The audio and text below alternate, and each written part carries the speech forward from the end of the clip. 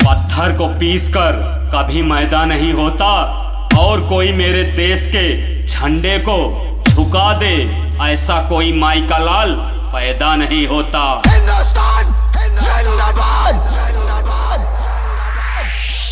त्रिशूल उठा के कह दो दुश्मनों से ये भारत है, कोई मैदाने जंग नहीं।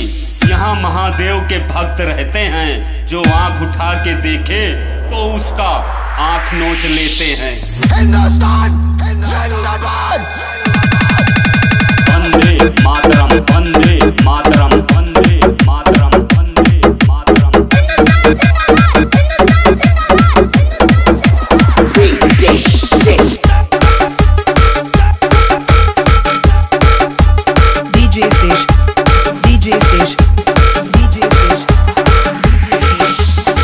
भारत माँ को अपनी माँ नहीं मानता, मैं उसे एक बाप का नहीं मानता। पड़ोसियों के औलाद साले, जिस माँ ने तुझे बना दिया उसकी जय नहीं बोलेगा, उसकी जय नहीं बोलेगा। दोगले सुन, 7 सुरों को मिलाकर एक लय बोलो, और जिसके रगों में है एक बाप का खून, केवल वही भारत माँ की जय बोलो।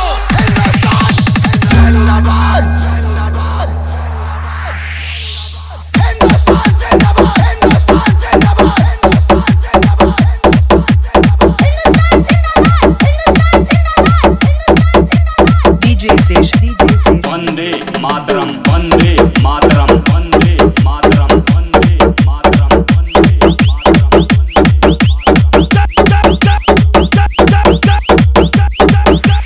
डीजे शेष रिमिक्स।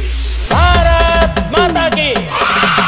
अपनी धरती अपना है ये वतन, इस पर जो आंख उठाएगा जिंदा दफना दिया जाएगा।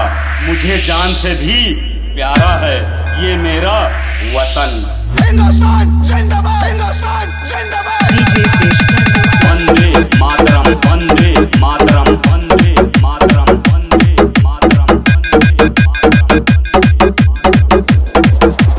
डीजे शेष। मेरे जज्बातों से इस कदर वाकिफ है मेरी कलम, इक्स भी लिखना चाहूँ तो इंकलाब लिख जाता है। हिंदुस्तान जिंदाबाद, हिंदुस्तान जिंदाबाद, हिंदुस्तान जिंदाबाद।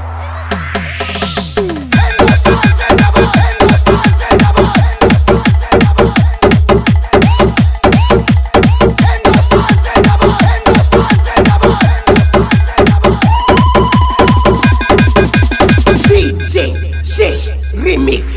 हिंदुस्तान जिंदाबाद, हिंदुस्तान जिंदाबाद। हिंदुस्तान जिंदाबाद, हिंदुस्तान जिंदाबाद, हिंदुस्तान जिंदाबाद, हिंदुस्तान जिंदाबाद।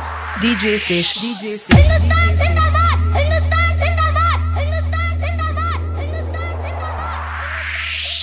वंदे मातरम, वंदे मातरम, वंदे मातरम, वंदे मातरम, वंदे मातरम। भारत माता की।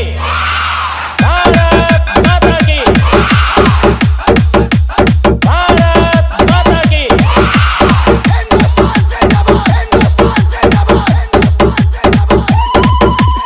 डीजे शेष, डीजे शेष। हिंदुस्तान जिंदाबाद। वंदे मातरम, वंदे मातरम, वंदे मातरम, वंदे मातरम। हिंदुस्तान जिंदाबाद।